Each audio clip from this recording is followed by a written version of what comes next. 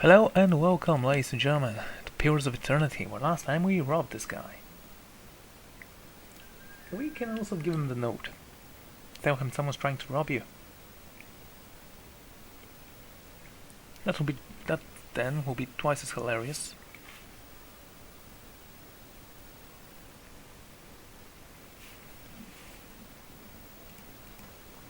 So let's see if that is endurable.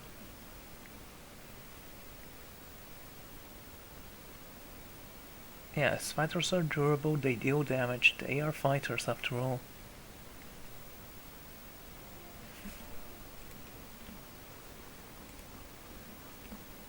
But still, why are we fighting so much? I mean, we rested just before we entered the place. I've uncovered a plot to rob you. So, let me see that. He scans the parchment with speed of an expert clerk.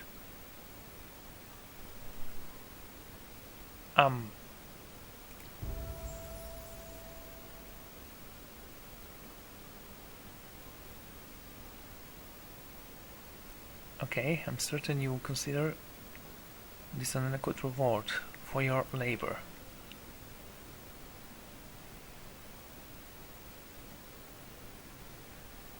Okay, signed AD.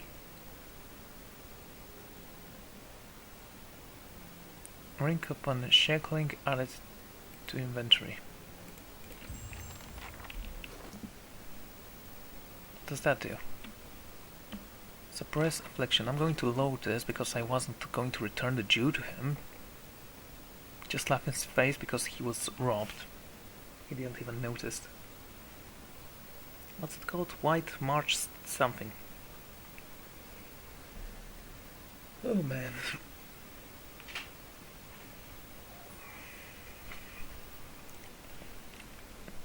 So if I open the stash,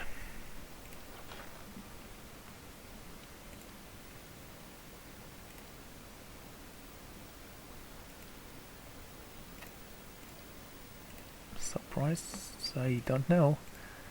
There is a quest item, there we go. Heart of White March. The Heart of White March is a priceless jewel known to its pale glow and named after the equally famous mountain range. It was discovered in jewels like this were once believed to attract dragons. Yeah, I'm not going to give this jewel away, it's priceless, apparently, and the ring didn't seem that cool.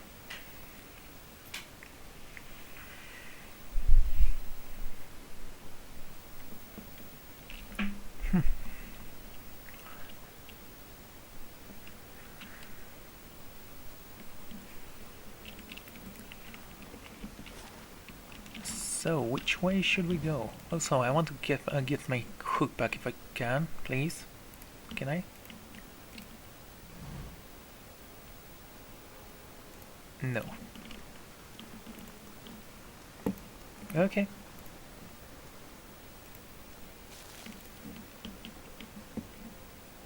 Advent Worth. Hey Asher, that's your twin? Okay, first let's reach for Timothy Whitewater. You see this man kneeling naked before a den of center of large round room. Across the room opposite from where he kneels stands a large throne. The throne is back and two of its legs are broken, rendering it unstable and causing it to tilt recurrently on his stand. The room is ringed with figures clad in black robes, each chanting quietly, shouting a low drone that prevents the room. That's okay.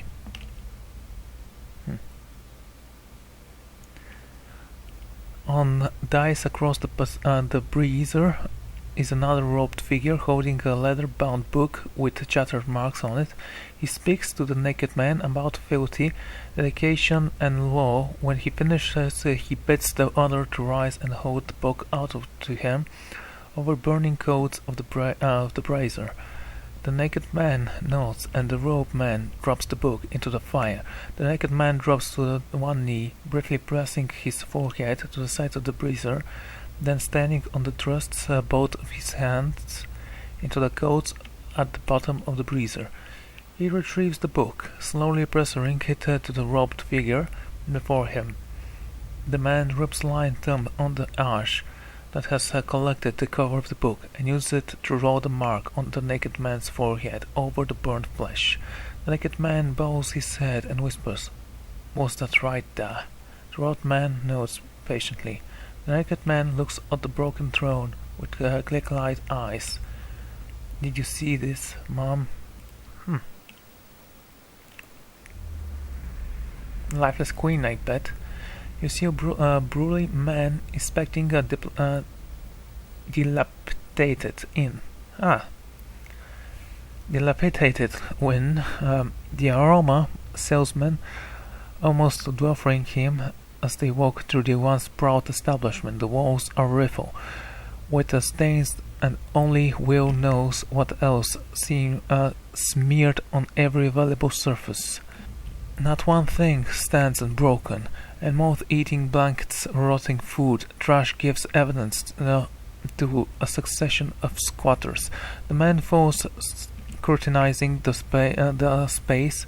Yamua gives him a final offer, flashing to white teeth with each syllable, oversized and teetering with sight of jingle as he hands over the coin pouch. The man acquires the top of an inn and begins to plea. Well, the plan. Plea plan. That will be the one. Okay. Look, a barrel. It's probably for me.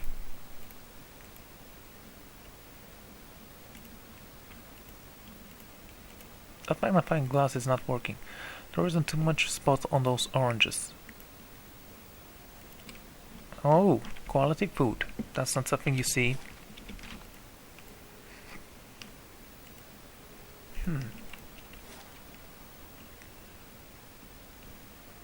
Well, we still have forest fires to visit and Audra's gift. Hedred House.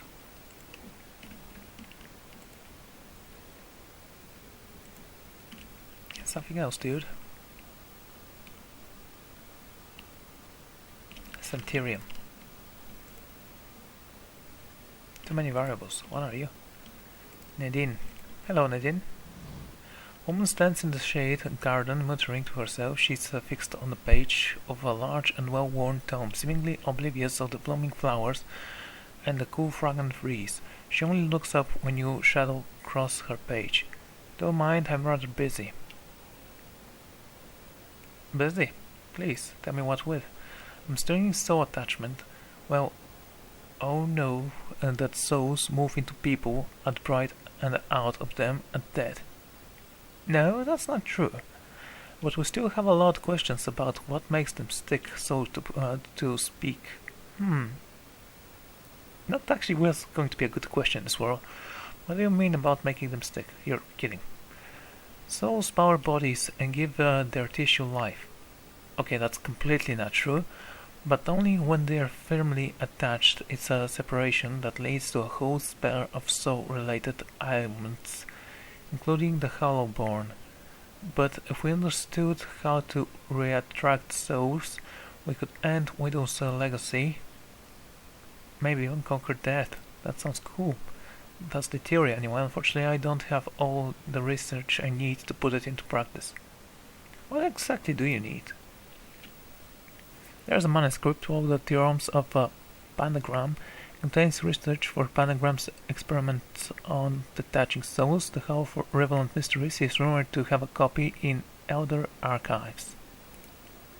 The theorems could advance my research by leap and bounds, but Grimda, the archivist, worship Waya, which means she has some paradoxical views on sharing the restricted knowledge, and since she's not exactly a proponent of amnesty,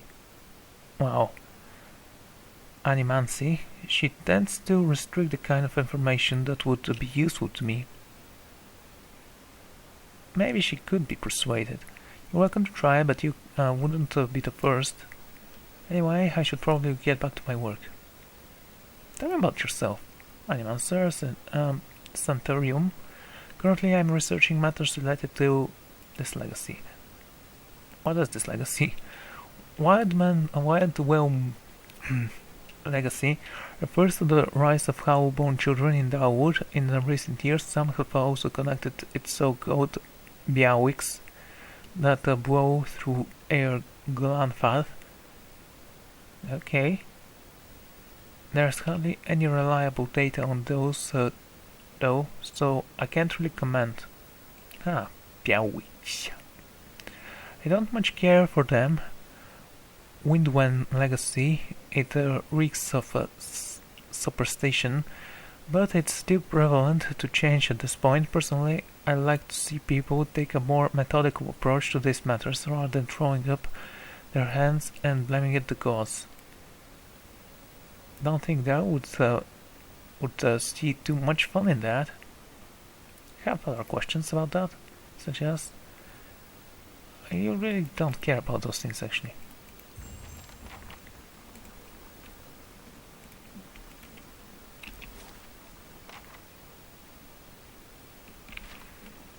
Okay, let's walk inside.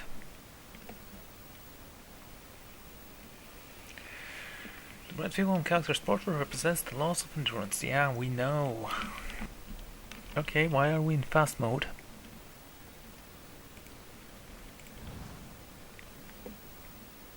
Centurion Guard. Verna. A name character. That must mean something. Yeah, it means she has a soul. You sense a strange divine in this woman's soul. A natural boundary between two coopposite worlds. You see woman posing by road scene to hand something to the driver of a stopped wagon. These herbs should help with the pretty sickness, she tells him. He can find more along the road, easy to spot with their serrate leaves, but avoid the ones with green berries. It's a different species, toxic. He thanks her and offers her coin, but she waves him off, explaining that she's merely doing what her order asks her to do, I guess. He nods and she heads off down the road.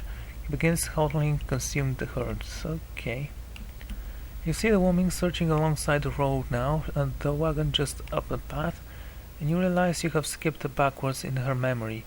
She sets eyes on the plant with the serrate leaves and green berries. She picks several handfuls, throwing the berries off one by one and tossing them to the ground. She nudges them off the path into the bush quickly with her boot without looking, as if to hide them from her own sight, before staring back towards the wagon, hands outstretched. Ooh.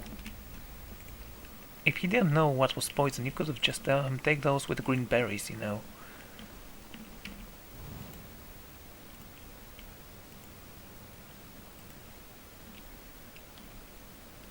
You are speaking with the statue there. Okay, let's see. Warden Animancer from Republic's Balakau has requested a visit. Oh, it's not stealing. Ah. Whatever. Yet Warden Etienne extends formal invitations. See to it that the necessity preparations are made. Okay, that's... okay.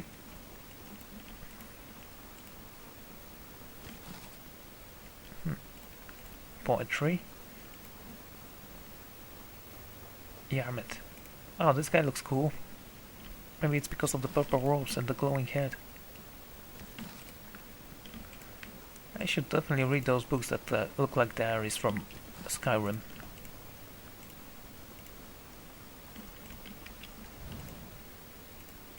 Well, no one's stopping me, it seems, so why the hell not? Should we speak with the statue first? Or with the lunatic that actually thinks he speaks with it? An art book, thank you. Must look like sketches of Engwyn ruins and artifacts. Just like the Mages Guild's stuff is. Head Warden Ethelmore. A maintained statue of a middle-aged man presides over a room, looked down unblinking over the bustle of Harry's academics pestered by the hopeful desperate. Okay, a strong warmth emanates from it that you could sense from across the room. There is a human soul stored beneath the stoneworks. That's terrible.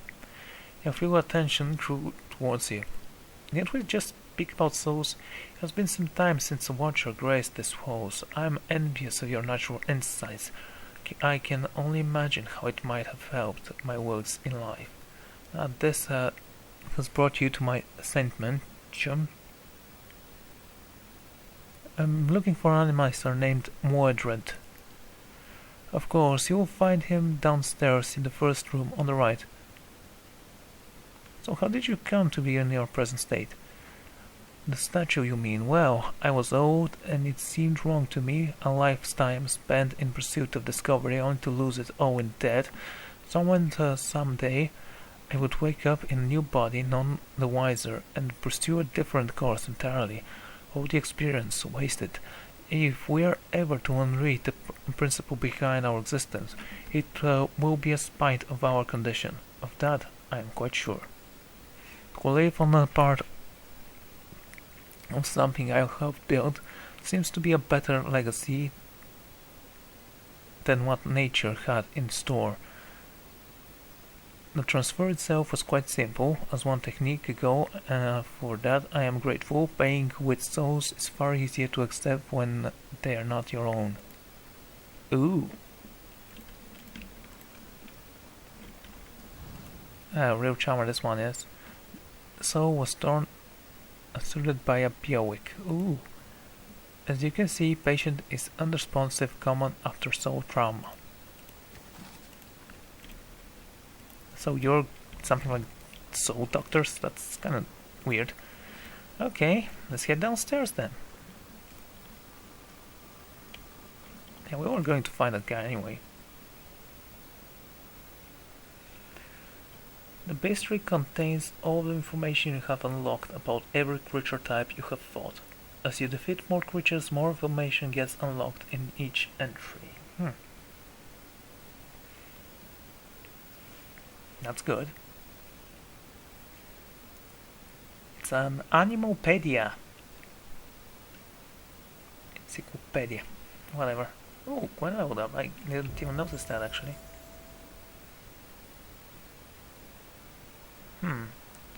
I'll think about it.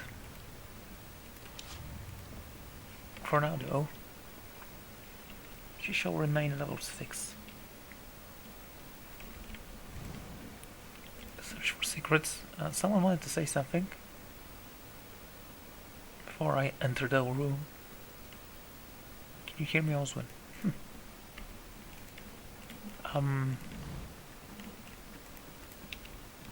There are no doors on the right. Okay. So I'll see you all next time. Goodbye.